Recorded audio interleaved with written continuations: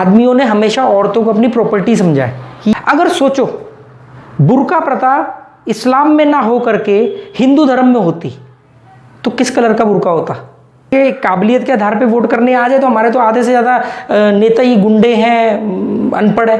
घूंघट प्रथा, कोई आके बोलता अरे तुम तो इतना सुंदर चेहरा है, तुम्हारा दमन हो रहा है, तुम्हें दबाया जा रहा है, तुम्हारे साथ अत्याचार हो रहा होगा। हाँ, अभी तक तो मालूम नहीं था मेरे साथ अत्याचार हो रहा है, पर अब जरूर मेरे को मालूम पड़ गया। निकोलस ने जो निकोलस को भी एक साइंटिस्ट था और चर्च ने उसको बोला था कि पता करके बताओ कि भी धरती चपटी है, बाइबल में तो धरती चपटी लिखा है। तो फिर उनको जेल में क्यों बंद किया? सही बोला। उस समय नहीं मान रहे थे ना, उस समय चर्च का दबदबा था, उस समय उन्होंने कहा कि नहीं। पर अब जाके जब चीजें सामने आ गई तो पॉप ने अभी 90s में, तुम्हें यूट्यूब गूगल पे सब मिल जाएगा, पॉप ने ये बात माना कि हाँ चर्च से गलती हुई थी, हमने गैलीलियो को गलत सजा दी। अपराध बोध होगा, उसको गिल्ट होगा कि अरे यार भगवान जी पाप चढ़ेगा मुझे, भगवान नाराज हो जाएंगे, अल्लाह नाराज हो जाएगा अगर हिजाब नहीं पहना तो, अल्लाह नाराज हो जाएगा अगर मैंने इस तरह के कपड़े नहीं पहने तो। जब वो लोग उल्टी विंचीटर पहन के चलाते हैं ताकि ये लोग इसको फॉलो करें, इसलिए इसको धर्म में भगवान का डर या परंपराओं का नियम वगैरह से कनेक्ट कर दिया गया। नया नेता निकलने वाला है, क्योंकि इंडिया में जितने भी नेता निकले हैं वो सब इन्हीं तरह के दंगों से या आंदोलन से ही निकले हुए हैं। जो लड़कियां बाइक पे जाती हैं, एक्टिवा वगैरह पे कैसे जाती हैं? ये क्लास खत्म नहीं हुई है, ये सिर्फ पार्ट खत्म हुआ है, क्योंकि अभी इसमें बहुत सारी ये चीजें तुम्हें बताने वाली है, ये सब जुड़ी हुई है। एक और सवाल है, फिर वो कर्नाटका में क्यों झगड़ा हो रहा है? वो कर्नाटका में झगड़ा इसलिए हो रहा है क्योंकि इंडिया के अंदर 5 राज्यों में इलेक्शन है।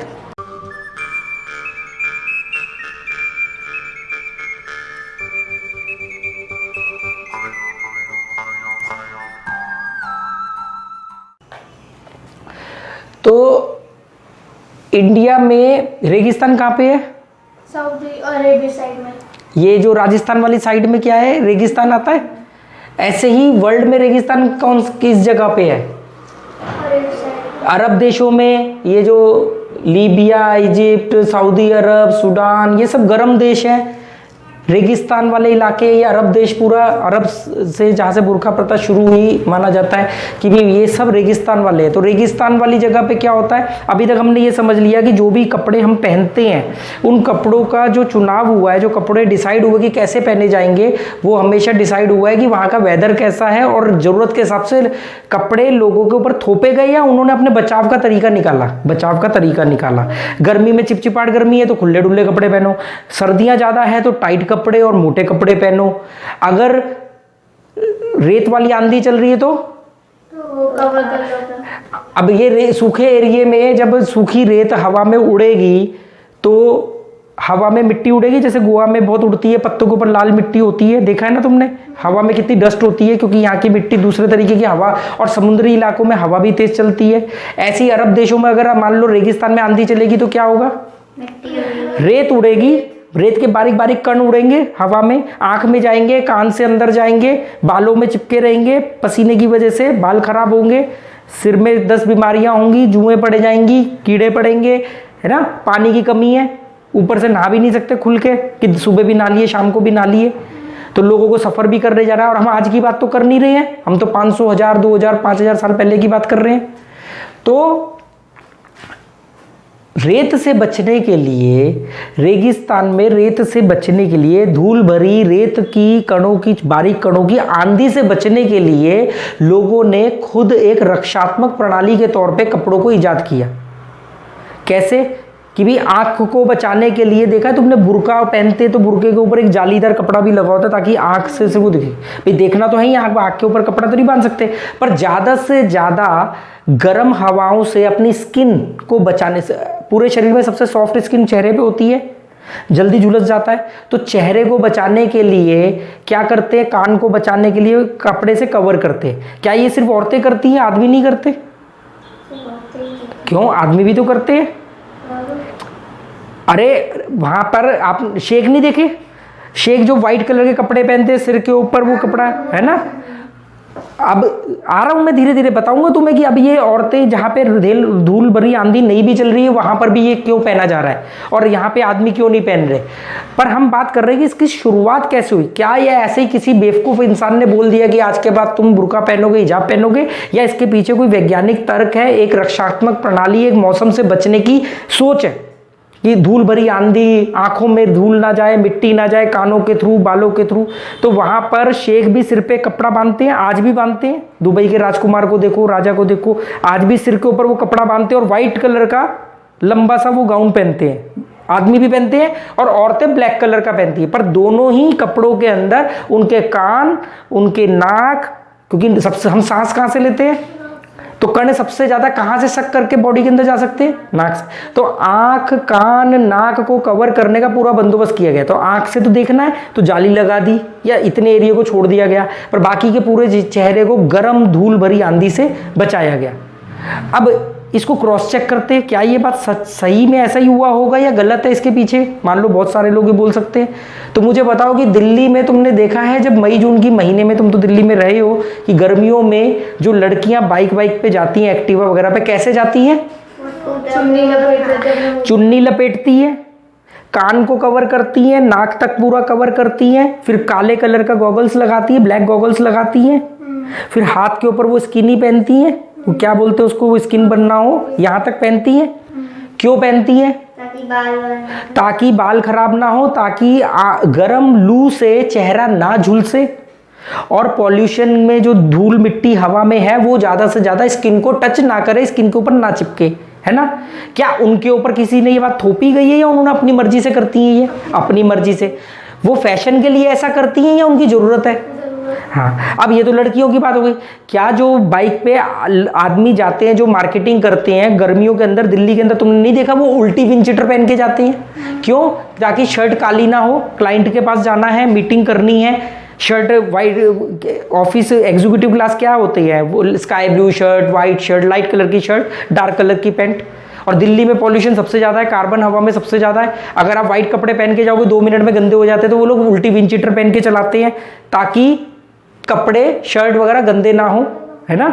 फिर वो भी स्किनी पहनते हैं कई बार कि भी उनके भी स्किन बर्न ना हो, वो भी रुमाल। मैं इसको बेकार की बेवकूफ़ी समझता था, पर जब मैं काठमांडू से साइकिल लेकर के दिल्ली आ रहा था तो उस समय मेरी ये पूरी स्किन बर्न हो गई। उसकी मेरे पास फोटो भी पड़ी कि इतनी झुलस गई थी ये स्किन कि मैंने बुटवल के बाद और सुनौली बॉर्डर से पहले नेपाल के अंदर स्किनी ढूंढना शुरू किया, मुझे कहीं नहीं मिली। फाइनली मैंने क्या किया, सॉक्स खरीदी सस्ती वाली और उसको कैंची से काटा, क्योंकि सॉक्स मिल गई थी, और उस सॉक्स को पहना, क्योंकि यहाँ पे दाने हो गए थे और धूप लगने पे वो चुभते थे दाने, खुजली मस्ती थी। तो मैंने फिर वो पहना ताकि धूप उन तक ना पहुंचे। फिर मैंने सुनौली बॉर्डर पे आके वो स्किनी खरीदी कुछ 100-150 रुपए की। तो वो जरूरत है, वो जरूरत है, फैशन नहीं, ठीक है। ऐसे ही बुर्का हिजाब पहनना फैशन नहीं है, जरूरत की वजह से इसकी शुरुआत हुई, है ना। अब ये बात तो सही है, चलो जी समझ में आता है, हमने इसको क्रॉस चेक कर लिया कि आज भी गर्म, जब दिल्ली में गर्म हवा चलती है तो लोग अपने आप को पैक कर लेते हैं, सर्दियों में भी अपने आप को पैक कर लेते ताकि मौसम की मार उनके शरीर पे, स्किन पे ना पड़े, ठीक है। अब बात आती है कि ये परंपरा कैसे बन गई। तुम्हें अगर मम्मी सर्दियों में ना टोके तो क्या तुम सॉक्स पहनते थे?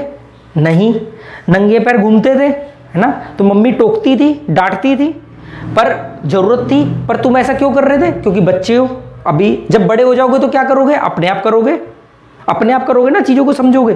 तो मतलब जब तुम्हारी समझ ज्यादा नहीं थी तो तुम्हारे को हमें टोकना पड़ता है, ये ऐसे करो, वहां मत जाओ, ब्लेड से हाथ कट जाएगा, ये सॉक्स पहन लो, जुकाम हो जाएगा, बाहर मत जाओ, नहाने के बाद पंखे के नीचे मत बैठो। टोकना पड़ता है क्योंकि तुम में अभी वो समझ नहीं है। पर जब तुम बड़े हो जाओगे, मैच्योर हो जाओगे, तो क्या हमें ये बात बोलनी पड़ेगी? तुम अपने आप करोगे, है ना।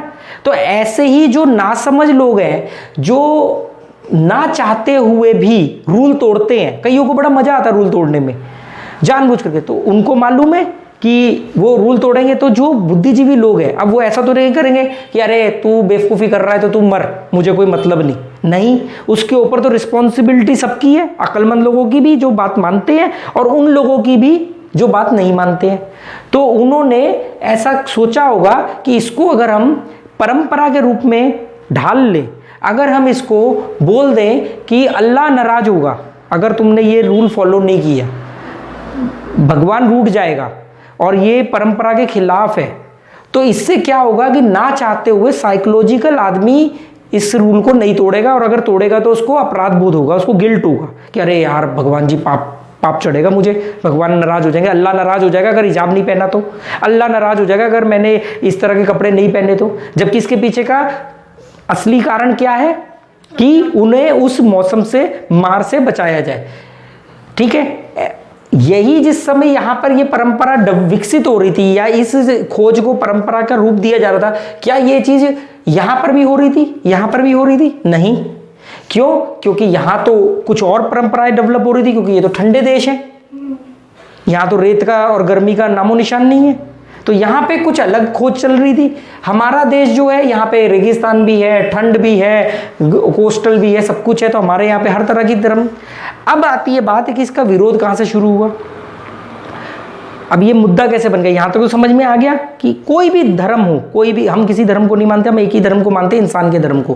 पर फिर भी हम ये मानते हैं कि जिस भी व्यक्ति ने किसी भी धर्म की शुरुआत करी होगी तो उस कुछ अच्छा सोच के ही करी होगी, वो अलग बात है। अब हिजाब की खोज तो अच्छा सोच के हुई थी। अब जब ये परंपरा बन गई, अब सुनो, पहले आगे आते कि अब तो ये यहाँ से शुरू हुआ था, रेगिस्तान से, रेत से बचने के लिए। क्या रेत से बचने का इंतजाम सिर्फ इन्होंने किया, किसी और ने नहीं किया? ऐसा हो सकता है? तो हमारे हिंदुस्तान में रेगिस्तान कहाँ है? राजस्थान में। क्या राजस्थान में औरतें लंबा लंबा घूंघट नहीं निकालती हैं, पहनती हैं? सेम कारण। क्या वो पूरे कपड़े, पूरी साड़ी, लंबा घूंघट, मतलब पूरा उनका बॉडी कवर होती है? क्या यहाँ पे राजस्थान के अंदर जो जेंट्स हैं वो सिर पे बड़ी पगड़ी नहीं पहनते हैं? डिजाइन अलग हो गया पर सिर को तो कवर किया ना कि डस्ट ना जाए, हीट, सीधा धूप की गर्मी 48 डिग्री 50 डिग्री सीधा सिर के ऊपर ना पड़े, तो क्या कवर किया? पगड़ी पहनी। तो राजस्थान के अंदर औरतें सबसे लंबा घूंघट हिंदुस्तान में मशहूर है, वो पहनती हैं, और आदमी वहां पे शेख ऐसे कपड़ा पहनते हैं, पर यहाँ पर पगड़ी पहनते हैं। देखा था पीके में। और गर्मी से बचने के लिए कैसे खुले डुल्ले धोती, कुर्ता, या वो खुला पजामा, वो क्या बोलता है पीके पिक्चर में, कुछ की चमड़ी चिपकी, कुछ की चमड़ी खुली, है ना? तो वो कपड़े कैसे पहनते हैं? तो क्योंकि हमारे यहाँ भी रेगिस्तान था और ये लोग इस्लाम धर्म के भी नहीं थे, मुसलमान भी नहीं थे, पर इनको भी तो हल ढूंढना था, तो इन्होंने हल ढूंढा।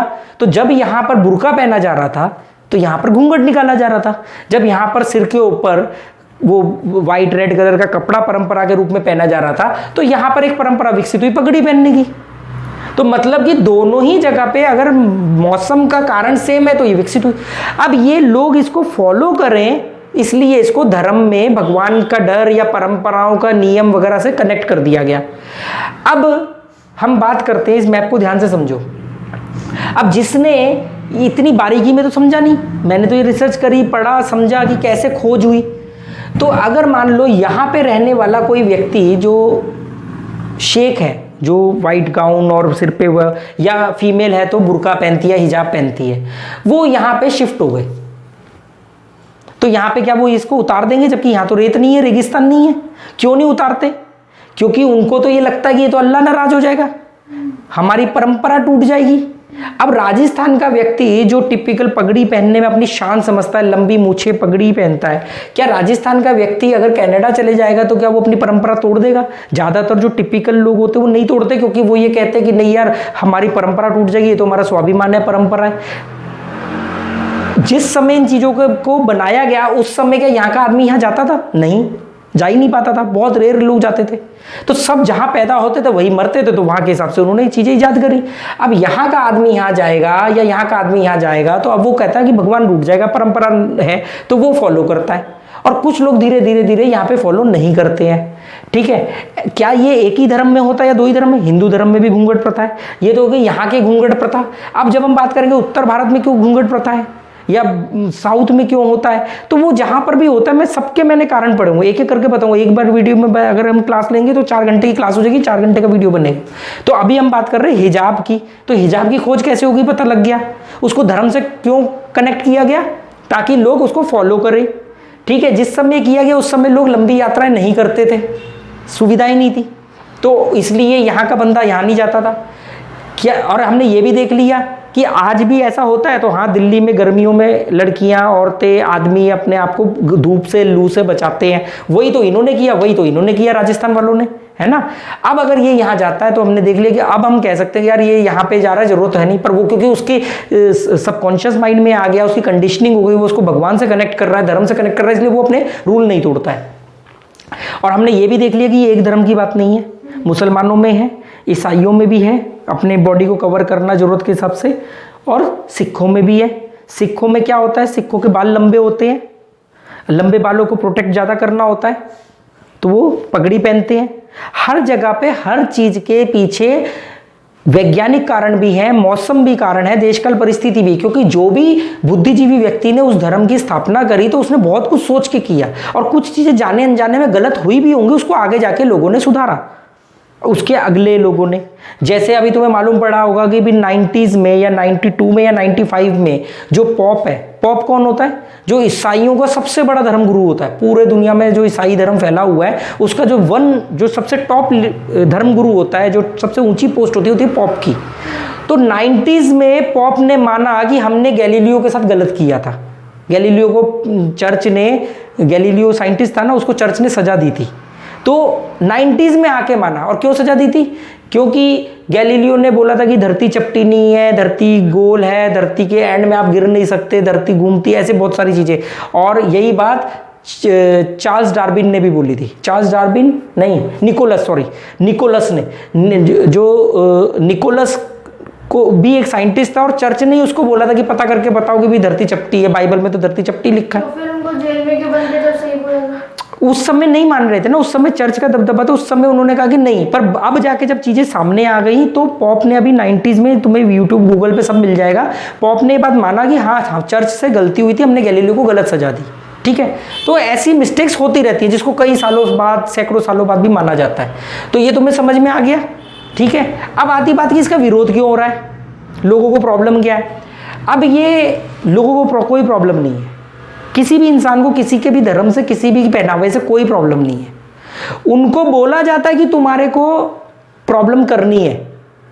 और कई बार कोई बढ़िया अपने तरीके से अपने धर्म को फॉलो कर रहा है, हिजाब पहन रहा है या बुर्का पहन रहा है या घूंघट पहन रहा है, कोई आके बोलता है अरे तुम तो इतना सुंदर चेहरा है, तुम्हारा दमन हो रहा है, तुम्हें दबाया जा रहा है, तुम्हारे साथ अत्याचार हो रहा होगा। हाँ, अभी तक तो मालूम नहीं था मेरे साथ अत्याचार हो रहा है, पर अब जरूर मेरे को मालूम पड़ गया।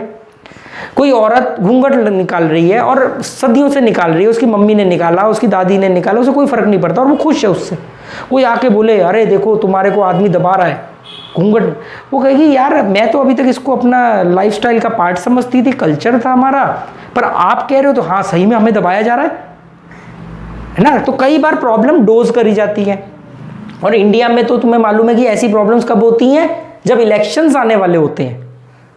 जब भी हिंदुस्तान में कोई दंगा हो, जब भी हिंदुस्तान में कोई हिंदू मुसलमान, और तूने ऐसे कपड़े क्यों पहने, और तूने नमाज के ऊपर सड़क पे पढ़ ली, और तूने वहाँ पे क्यों कर लिया, और तुमने मंदिर में ऐसा कैसे कर दिया, मतलब दोनों हर धर्म की बात कर, समझ लेना चुनाव आसपास है। और यहाँ नेता, दिलचस्पी कोई नया नेता निकलने वाला है, क्योंकि इंडिया में जितने भी नेता निकले हैं वो सब इन्हीं तरह के दंगों से या आंदोलन से ही निकले हुए हैं। कोई भी बिना आंदोलन के एक भी नेता नहीं बनता। नेता कोई ऐसा नहीं कि आपको एग्जाम नहीं पास करना, आप अनपढ़ हो, गवार हो, आप लोगों को मैनिपुलेट कर दो, कुछ भी गलत सही जानकारी दे दो, आप नेता बन जाओगे। आपको सरकारी नौकरी में चपरासी की भी नौकरी करनी है ना, प्यून की भी, तो भी आपके पास एक मिनिमम एजुकेशन होनी चाहिए। पर अनपढ़ आदमी भी नेता बन सकता है, समझे। तो जब भी नेता बनने के लिए यही सब चीज़ें चाहिए होती है, तो इसलिए ये सब चीज़ें होती हैं। अब समझ में आ गया। बाकी मैं तुम्हें अगले पार्ट में ये बताऊंगा कि बाकी जगहों पे जहां पर ये चीजें नहीं है वहां पे क्यों घूंघट प्रथा चल रही है या ये सब चीजें क्यों चल रही है। अभी हमने मेन हिजाब को देख लिया, विरोध ऐसा क्यों हो रहा है, विरोध बिना मतलब का विरोध है, कोई विरोध नहीं। अब कल को कोई सरदारों के लिए बोलने लग जाए कि आप पगड़ी क्यों पहन के स्कूल आ रहे हो, आज तुम बोल रहे हो कि ये लड़कियां हिजाब पहन के क्यों स्कूल आ रही हैं, कल को आप बोलोगे कि ये लड़का सरदार है, ये सिख है, ये पगड़ी पहन के क्यों स्कूल आ रहा है। कल को कोई हिंदू को ही बोलने लग जाए, हिंदू धर्म को, ये तो हमने दो अलग धर्म की बात करी, अगर कोई इनको बोलने लग जाए कि स्कूल के अंदर ये टीचर मंगलसूत्र क्यों पहन के आ रही है, ये सिंदूर क्यों लगा के आ रही है, ये तो अपने धर्म का प्रचार कर रही है, तो तुम्हें मालूम पड़ेगा। धीरे धीरे मैं तुम्हें बताऊंगा कि परिवार को क्यों बनाया गया, और परिवार बनाना ही एक बहुत बड़ा दमन है। और शादी वगैरह, ये सब धीरे धीरे जैसे जैसे तुम बड़े होगे तुम्हें सब चीज़ें बताऊंगा मैं कि इसके पीछे का कारण क्या है, कैसे इनका हुआ और आजकल इसको कैसे देखा जा रहा है। तो अभी तुम्हें समझ में आ गया? कुछ पूछना है? अभी मैंने देखा है कि कितनी फिल्में में दिखाते हैं कि लड़की ब्लैक वाले पहनती है और लड़के वाइट वाले, हमेशा वाला लड़कियां ब्लैक और लड़के वाइट। इसको ये क्या हुआ ना, जब आप किसी अब मैंने बताया कि ये तो इसका कलर से तो कोई लेना देना नहीं है, इसका मेन लेना देना किससे था? धूल से, मौसम से बचने के लिए, है ना। अब बारिशों में कोई लड़की अगर कोई रेनकोट पहनेगी और हम कहेंगे देखो यार ये तो रेनकोट पहनना गलत है, तुम्हारा तो दमन हो रहा है, पर वो रेनकोट क्यों पहना? बारिश से बचेंगे। तो इसमें कलर का तो कोई लेना देना नहीं है, पर मैं क्या है कि जब इसको कनेक्ट किया गया धर्म से, कनेक्ट किया गया भगवान से कि अरे भगवान नाराज हो जाएगा या धर्म में लिखा है या हमारे गुरु ने लिखा है, तो फिर आपने उन कलर को चुना जो कलर आपको अपने धर्म से कनेक्ट करने के लिए चुनने थे। आदमियों ने हमेशा औरतों को अपनी प्रॉपर्टी समझा है कि अगर सोचो बुर्का प्रथा इस्लाम में ना हो करके हिंदू धर्म में होती तो किस कलर का बुर्का होता? ऑरेंज। देखा, अगर बुर्का प्रथा मान लेते कि इस्लाम की नहीं है तो हिंदुओं की प्रथा है, तो बुर्के का कलर ब्लैक नहीं होता, ऑरेंज होता, भगवा जिसे बोलते हैं। क्योंकि हमारे वो भगवान जो है वो ऑरेंज कलर को ज़्यादा पसंद करते हैं, वो बजरंग बली जो है वो, हाँ, और जो ज्योतिष वो ज्योतिष कह रहा हूँ, जो ये पंडित वगैरह होते हैं सब ये ऑरेंज जो भगवा कलर पहनते हैं। एक कलर कोड बना दिया गया, जबकि कलर का कोई लेना देना नहीं है। कलर का जो विज्ञान है और जो कलर की व्याख्या है वो अलग डिफरेंट इशू है। पर ऐसा नहीं कि अगर आपने काले कलर का बुर्का ना पहन करके ऑरेंज कलर का बुर्का पहना तो रेत के कण घुस जाएंगे आपकी आंखों में या कान में या मुंह में या नाक में, है ना। तो ऐसा नहीं है, कलर का इससे कोई, कलर तो इसलिए कनेक्ट किया गया ना क्योंकि आपने धर्म का निर्माण किया। आप धर्म को सबको ब्लैक है सबको व्हाइट, वो उसमें ऐसा है ना कि औरतों के लिए उसमें एक स्टेप और आ गया, वो मैं तुम्हें आने वाले दिनों में बताऊंगा कि औरतों का एक अलग से दमन होता आया है। तो वो दमन का मतलब होता है दबाना। तो ये औरतें ये हमारी है और इस पर कोई और आदमी ना नज़र डाले, तो उसको फैशन करने से रोका गया। तो वो ब्लैक कलर, अब ब्लैक कलर के ऊपर कोई फैशन थोड़ी दिखेगा, आपने पूरा ब्लैक कलर पहन लिया, वो इस तरीके से। इसके पीछे अलग कारण है, मैं तुम्हें पूरा सारा समझाऊंगा कि कलर क्यों चुना था इन्होंने, या हिंदूज ने भगवा कलर क्यों चुना, या मुसलमानों ने औरतों के लिए ब्लैक क्यों चुना। मेरे को सब, मैंने इसके ऊपर पढ़ा हुआ है, मैं तुम्हें एक एक करके सब बताऊंगा। अभी आज के क्लास में हमने क्या समझा, पता लग गया तुम्हें कि बुर्का या घूंघट प्रथा या पगड़ी, इन सब के पीछे का कारण क्या है। बाकी जो अलग जगहों पे घूंघट प्रथा है वो मैं तुम्हें अलग बताऊंगा, उसके पीछे क्या कारण है। जहाँ पे कोई मौसम की मार नहीं है और कोई धूल वूल के नहीं है, वहाँ पे क्यों पहना जाता है। पर मेन बात समझ गए, राजस्थान में भी हिंदू वही कर रहे हैं जो यहाँ पे इस्लाम कर रहे हैं, और उसके पीछे का कारण मौसम, धूल भरी, रेत भरी आंधी, गर्म हवाएं, ठीक है। और इसमें ये ऐसा क्यों होता है कि जब वो लड़कियां अरब साइड में जब वो बुर्का पहनती है ब्लैक कलर में, तो हमने वो मूवी में देखा कि कोई और उनके बुर्के को हाथ लगाते तो वो गुस्सा हो जाती थी, मार तक दे देती थी। हाँ, तो बुर्के की हमने पहले हमने आज के क्लास में ये समझा कि बुर्के के पीछे का कारण क्या रहा शुरू करने का।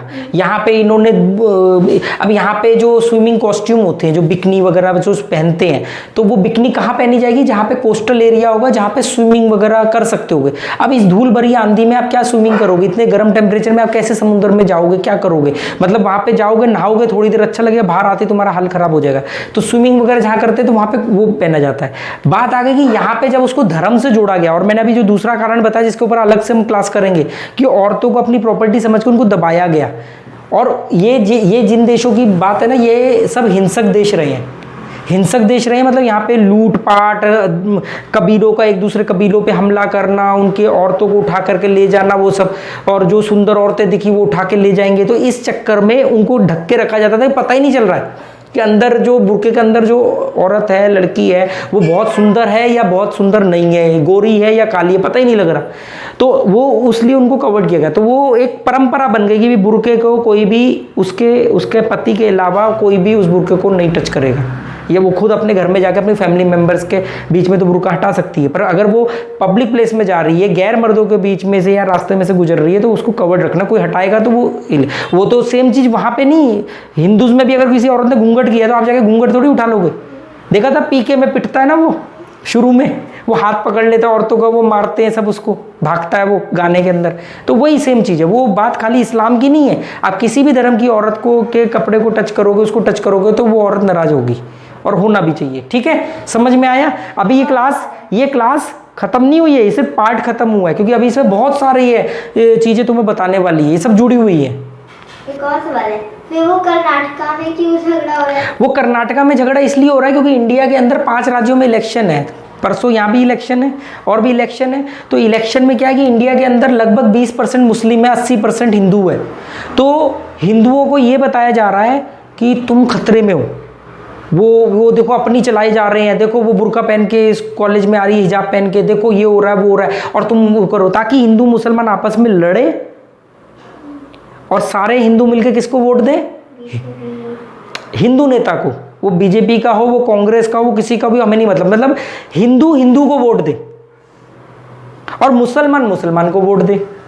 बट गए ना। अभी अगर मान लो ये दोनों में झगड़े ना हो तो ये किसको वोट देंगे? अच्छे नेता को, जो बात करेगा नई ट्रेन शुरू करने की, सड़क बनाने की, जॉब्स की, है ना।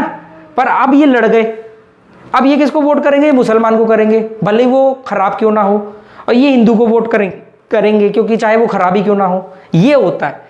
अगर ये डिग्रियों, अगर ये काबिलियत के आधार पे वोट करने आ जाए तो हमारे तो आधे से ज़्यादा नेता ही गुंडे हैं, अनपढ़ है, जिनके ऊपर दुनिया भर के क्रिमिनल चार्ज है। तो वो बहुत ध्यान वहाँ ना आए और फिर भी जीते जाए, उसके लिए ये सब चीज़ें करी जाती हैं।